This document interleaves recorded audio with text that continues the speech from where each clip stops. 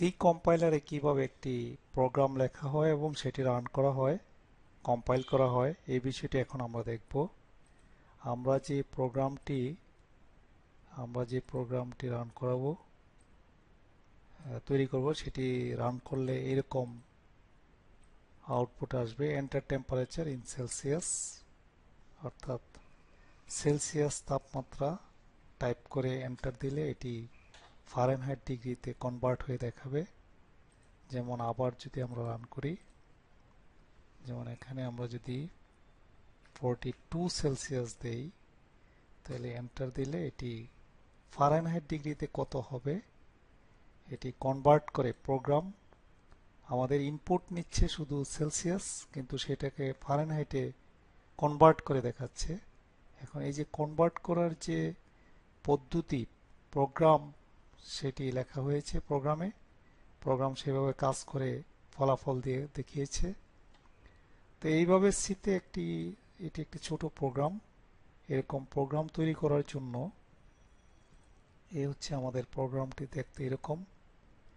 তো এরকম প্রোগ্রাম তৈরি করার জন্য আমাদের প্রথমে যা করতে হবে, যে আমাদের যে কম্পাইলারটি প্রথমেই চালু করতে হবে। তো যদি ডেস্কটপে যদি এরকম শর্টকাট থাকে, শর্টকাটে ডাবল ক্লিক করি, অথবা যদি আমাদের মাই কম্পিউটারে ডাবল ক্লিক করে এটি সিতে, যেহেতু আমাদের কম্পাইলারটি টিসি উইন নামে কম্পাইলারটি রয়েছে, ডাবল ক্লিক করে বিনে ডাবল ক্লিক করে টিসি টিসিডব্লিউইএক্সি ফাইল এতে ডাবল ক্লিক করলে কম্পাইলারটি ওপেন হবে। তা এখানে এরকম স্ক্রিন আসবে। স্ক্রিনে আমরা যদি নতুন কোনো প্রোগ্রাম লিখতে চাই, তাহলে ফাইল মেনুতে ক্লিক করে নিউতে ক্লিক করতে হবে। ক্লিক করলে এরকম আইডি, ইন্টিগ্রেটেড ডেভেলপমেন্ট এনভায়রনমেন্ট কম্পাইলারের, এখানে কিবোর্ড থেকে সি এর বিভিন্ন ফাংশন, অপারেটর, স্টেটমেন্ট ইত্যাদি সবকিছু লেখা হয় প্রয়োজন অনুসারে। যে প্রোগ্রাম লেখা হবে সেটি কি ধরনের প্রোগ্রাম, কি আউটপুট চাচ্ছে এবং কি ইনপুট চাচ্ছে ইত্যাদি এখানে লেখা হয়। যেমন আমরা যে প্রোগ্রামটি আমরা এরকম লিখলাম, প্রথম লাইন, তারপরে আমাদের দ্বিতীয় লাইন আমরা এরকম ইনক্লুড stdio, তারপরে আমরা তৃতীয় লাইন লিখব মেইন, এরকম ফাংশন, ব্র্যাকেট চিহ্ন, তারপরে সেকেন্ড ব্র্যাকেট, তারপরে আমরা ফ্লোট সি, এফ, তারপর আমরা টাইপ করলাম প্রিন্ট এফ, এর সাথে এন্টার টেম্পারেচার ইন সেলসিয়াস, অর্থাৎ এটি স্ক্রিনের আসবে লেখা, একটি ইনপুট চাবে স্ক্যান এফ, আমরা এইভাবে লিখব। তারপর আমরা এফ ইকুয়াল টু এত, print F temperature in Fahrenheit এত। তারপরে এই হলো আমাদের প্রোগ্রাম লেখা শেষ। এখন এটি আমরা স্ক্রিনে বড় করে দেখাচ্ছি। এটি কম্পাইলারে এটি দেখতে এরকম দেখাবে, এরকম।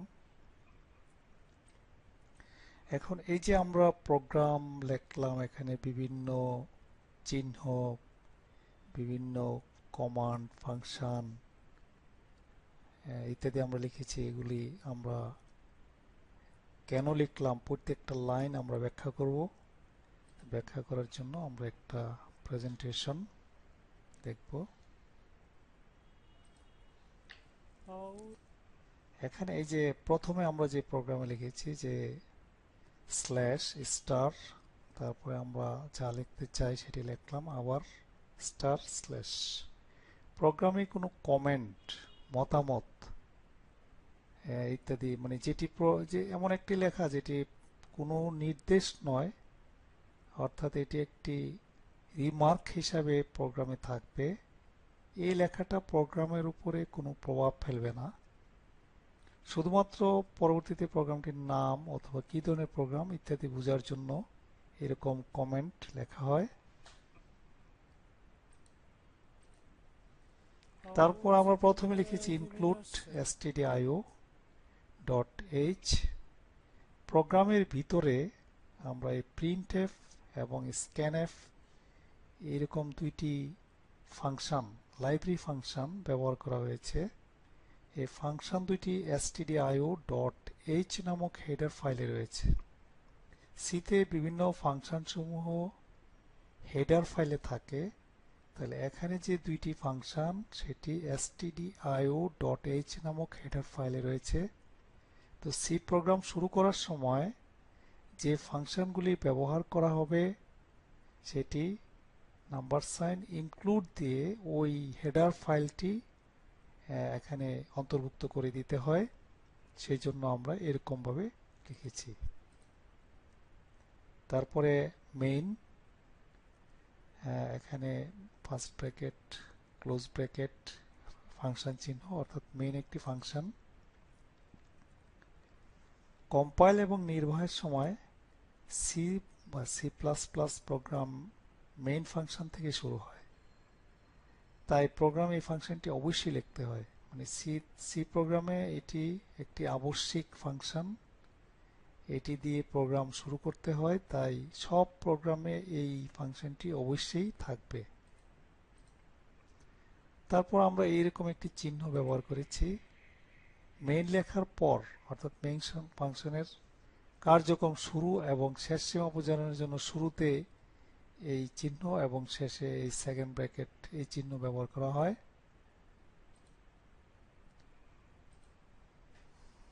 এখানে আমরা পরের যে line float c comma F শেষে সেমিকোলন, এখানে ফ্লোট টাইপের ভেরিয়েবল সি প্রোগ্রামে বিভিন্ন ধরনের ভেরিয়েবল ব্যবহার করা যায়, যেমন ইন্টিজার একটি ভেরিয়েবল, এক টাইপের ভেরিয়েবল, ফ্লোট আরেক টাইপের ভেরিয়েবল। এখানে যেহেতু আমরা সেন্টিগ্রেড থেকে ফারেনহাইটে কনভার্ট করব, ওখানে এটা ভগ্নাংশ হতে পারে, তাই ভগ্নাংশ হইলে এরকম ফ্লোট ভেরিয়েবল, যে ভেরিয়েবলটা হবে সেটা ফ্লোট টাইপের হবে, এর জন্য ফ্লোট লিখতে হয়।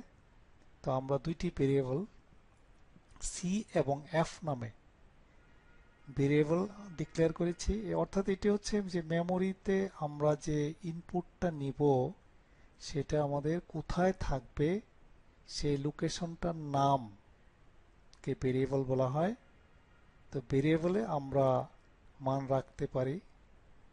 তো যদি একই ধরনের কয়েকটি ভেরিয়েবল হয় তাহলে কমা দিয়ে এভাবে লিখতে হয় এবং শেষে সেমিকোলন ব্যবহার করতে হয়।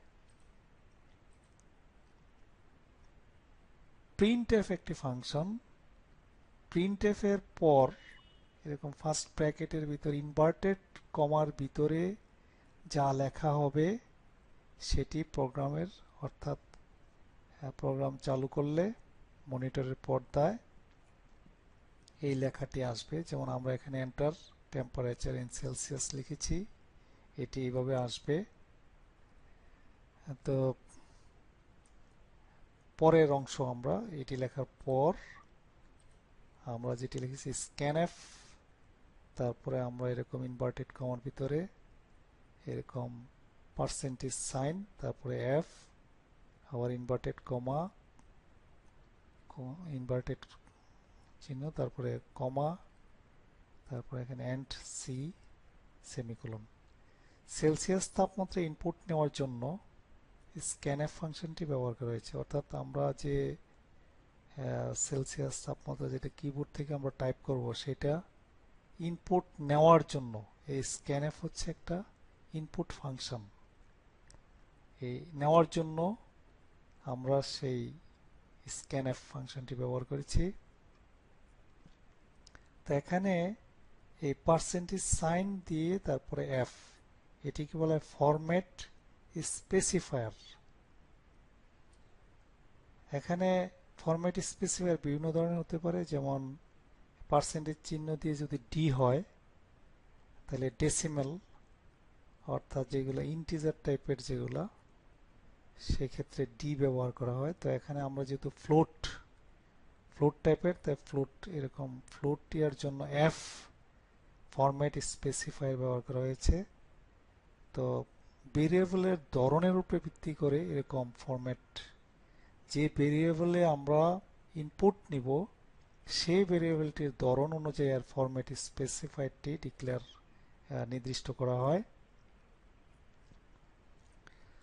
ভেরিয়েবলটি যদি পূর্ণ সংখ্যা অর্থাৎ ইন্টিজার টাইপের হলে আমরা এর পরিবর্তে কি করতাম, ডি ব্যবহার করা হতো।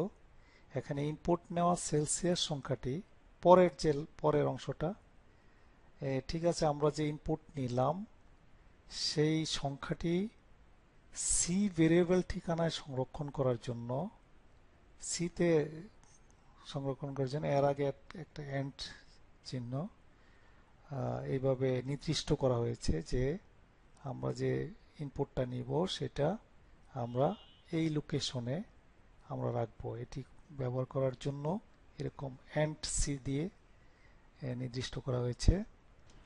এখানে f equal to 9c/5 plus 32, এটি একটি সূত্র, এটি সেন্টিগ্রেডকে ফারেনহাইটে রূপান্তর করার সূত্র।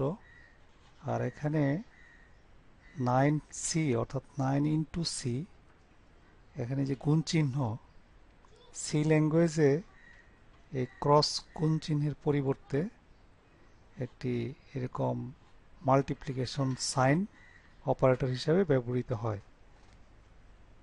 আমরা তার পরে অংশে যাই। আগের মতোই যে প্রিন্টএফ, এখানে মনিটর ইনভার্টেড কমার ভিতরে যা লেখা হবে তাই আসবে।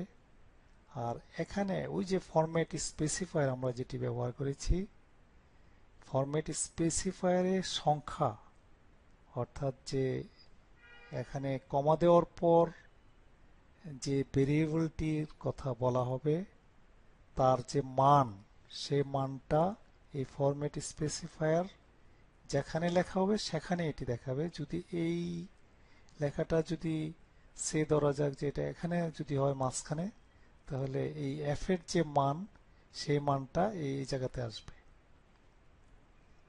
তো এখানে একটা বিষয় হচ্ছে যে আমরা কিন্তু ফরম্যাট স্পেসিফায়ার হিসেবে আমরা এরকম পার্সেন্টেজ সাইন এফ ব্যবহার করেছি। তো এখানে আমরা .2f এটি কেন ব্যবহার করলাম, যেহেতু এই এফ এর মান অর্থাৎ ফারেনহাইটের যে মান আসবে সেলসিয়াস থেকে কনভার্ট করার পর সেটি ভগ্নাংশ হতে পারে এবং দশমিকের পর দুইটি সংখ্যা আসার জন্য .2f ব্যবহার করা হয়েছে। তো সব শেষ, প্রোগ্রাম শেষ, ফাংশনের কার্যক্রম শেষ বোঝানোর জন্য এই সাইনটি ব্যবহার করা হয়েছে। তো এইভাবে আমরা সিতে একটি এরকম প্রোগ্রাম আমরা লিখতে পারি এবং রান করাতে পারি।